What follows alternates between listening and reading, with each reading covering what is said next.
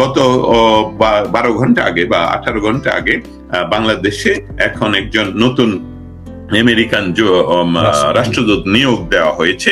এটা একটা বড় পরিবর্তন, আমাদের অপেক্ষা করতে হবে। তো আমরা বাংলাদেশে যখন পান থেকে চুন খসে, বিশেষ করে পিটার হাসের সময় আমরা দেখেছি, যিনি রাষ্ট্রদূত ছিলেন, যে বাংলাদেশে গণমাধ্যম, বাংলাদেশের মানবাধিকার, বাংলাদেশের গণতন্ত্র, এই সব বিষয়ে আমেরিকা খুব বেশি নাক গলাতো। তো বাংলাদেশের এই যে গণমাধ্যমের স্বাধীনতা নিয়ে আপনি যেটা বললেন, এটা তো ওপেন সিক্রেট, এটা তো সিক্রেট না। এটা নিয়ে মার্কিন যুক্তরাষ্ট্রের বর্তমান দৃষ্টিভঙ্গি কি?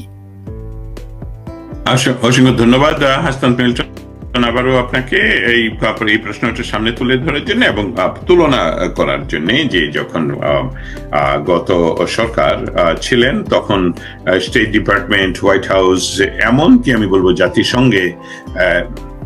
জাতিসংঘে পর্যন্ত এই বিষয়টা নিয়ে প্রতিনিয়ত আলাপ হতো, এবং সেই আলাপের ফলশ্রুতিতে বাংলাদেশের গণমাধ্যম, সকল গণমাধ্যমে সেটা ফলাও করে প্রচার করা হতো। আমার জানা মতে সেটাতে কোনো বাধা সরকারের পক্ষ থেকে আসেনি বলেই সেটা সম্ভব হয়েছিল। এখানে একটা বিষয়কে আপনি যেভাবে তুলে আনছেন, সেখানে আমার কিছু তথ্য আপনার সাথে শেয়ার করা উচিত। সেটা হলো, যে তথ্যগুলো ইতিমধ্যে বাংলাদেশের ব্যাপকভাবে আলোচিত এবং বিশ্লেষণ করছেন রাজনৈতিক বিশ্লেষকেরা, এমনকি আমাদের বিভিন্ন সাংবাদিক যারা বিশ্লেষণ মূলক কথা বলেন তারাও বলছেন। ধরে নিতে হবে সেই সময়কালে আপনি অ্যাম্বাসেডর পিটার হাসের কথা বলছেন, তিনি কি অ্যাক্টিভিটিস সেখানে চালাচ্ছিলেন এবং কার হয়ে চালাচ্ছিলেন, এবং সেই বিষয়গুলোর সাথে অর্থ যুক্ত ছিল।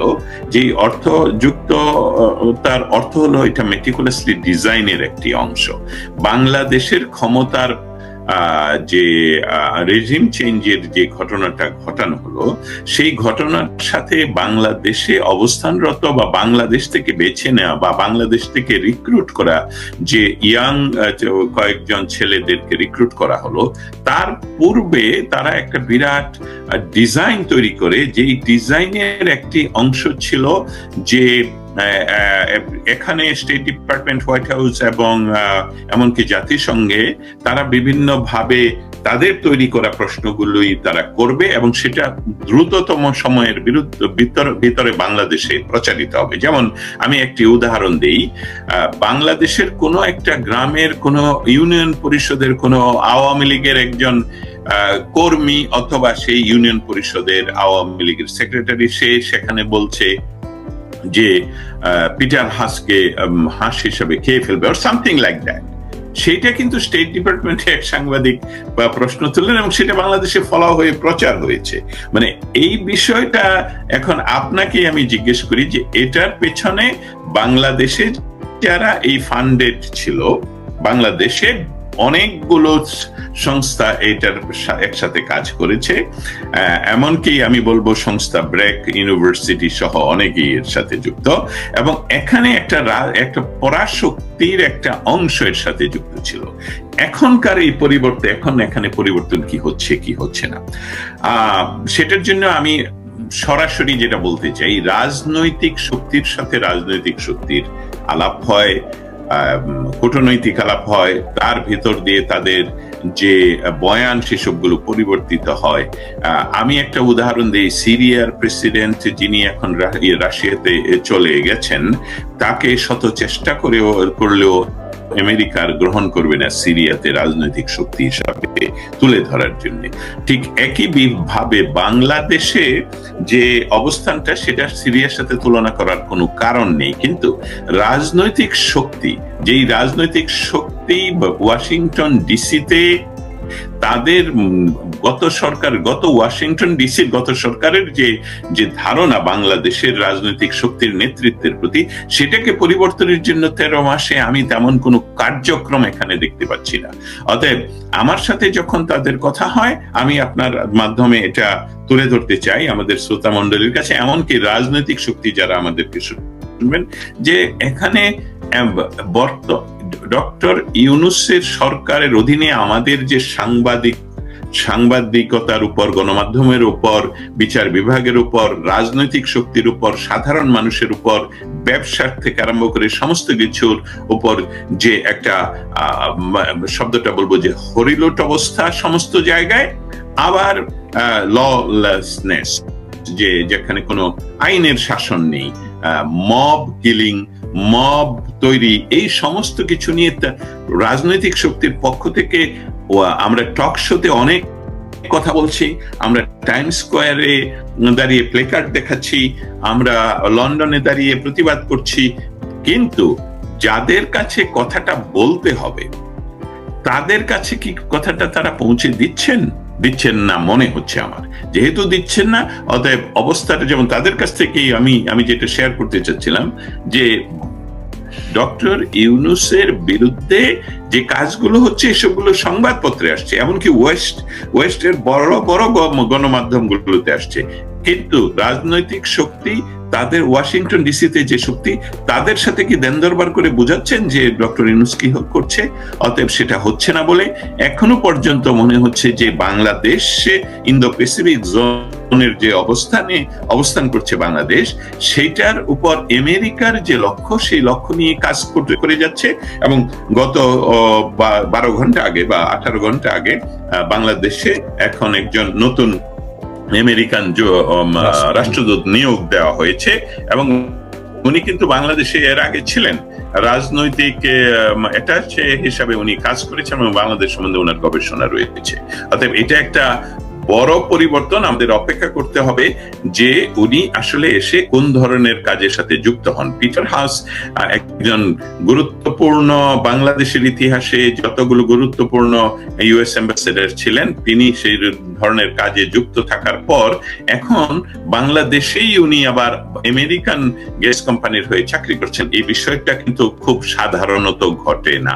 অতএব গত পরশুদিন যে কক্সবাজার অথবা চট্টগ্রামে যে কি আরেকটা কি মিটিং হচ্ছে, সেখানে আমেরিকান 2 জন উপস্থিত ছিলেন, এই সকল বিষয়ে গণমাধ্যমে আনতে আমরা পারছি না, কিন্তু আমরা ব্যক্তিগতভাবে সংবাদগুলো আমাদের মাঝে আসে। অতএব ইউনাইটেড স্টেটস বা যুক্তরাষ্ট্রের অথবা ডিসির, আপনি যেভাবেই বলেন, এখানকার অবস্থানটা হলো এখনো তারা রাজনৈতিক শক্তির কাছ থেকে তেমন কোনো প্রেসার পাচ্ছেন না যাতে করে তাদের বয়ানের কোনো চেঞ্জ হবে।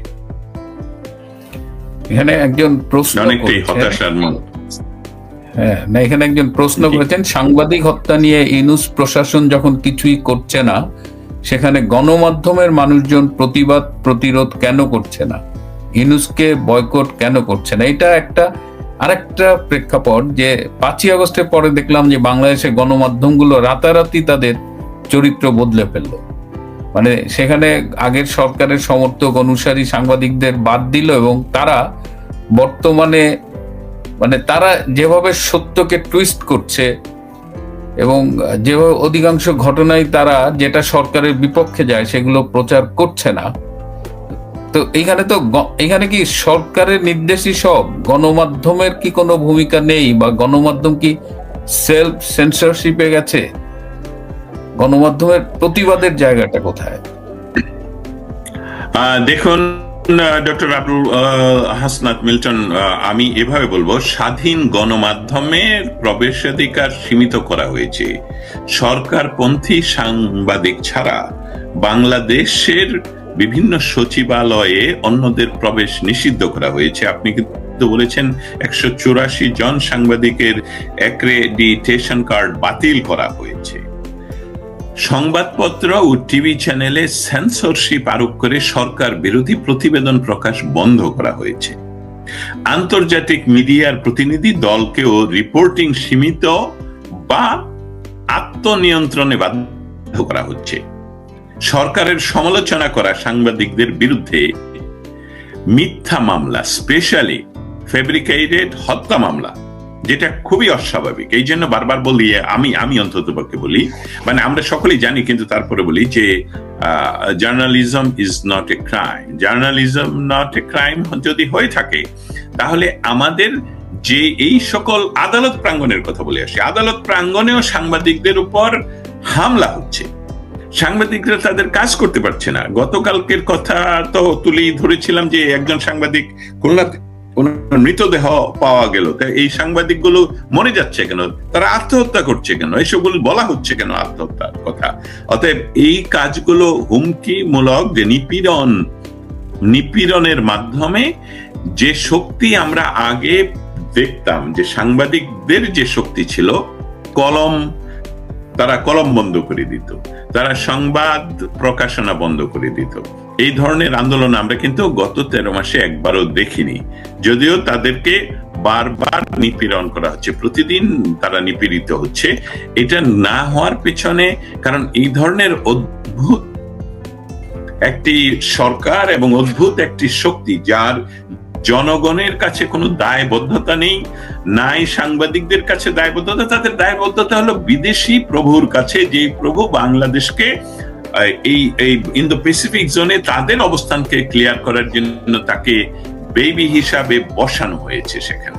সেই কাজটুকু করার জন্য তারা ভাবছে যে বাংলাদেশের সাধারণ মানুষের অধিকার, গণমাধ্যমের অধিকার, এই সকলকে টোটাল নিয়ন্ত্রণে, যদি একদম টোটাল বলবো, কোন রাজনৈতিক শক্তি, এমনকি আমি বলবো দুইটি অগণতান্ত্রিক যে মিলিটারি শাসন বাংলাদেশে কায়েম হয়েছিল, তাদের সময় গণমাধ্যমের এত দুর্বল অবস্থা ছিল না। আপনি জানেন এরশাদের সময় আমরা সকলে এরশাদ বিরুদ্ধে আন্দোলনে যুক্ত ছিলাম, এবং গণমাধ্যম কত বড় স্বাধীনতা, আমি কিন্তু এরশাদকে সাপোর্ট করছি না, কিন্তু বলছি গণমাধ্যম কত বড় স্বাধীনতা, যায় দিনের মতন জিনিস তখন আমাদের হাতে হাতে আসতো এরশাদের বিরোধী আন্দোলনের সময়। অতএব এই সরকার জগদ্দল পাথরের ন্যায় আমাদের বুকে চেপে বসে আমাদের টুটি চেপে ধরলো, যার ফলশ্রুতিতে যেহেতু নিপীড়িত হচ্ছে, হত্যা হচ্ছে, সরাসরি কিন্তু হত্যা করে তাদেরকে বলা হচ্ছে তারা আত্মহত্যা করেছেন।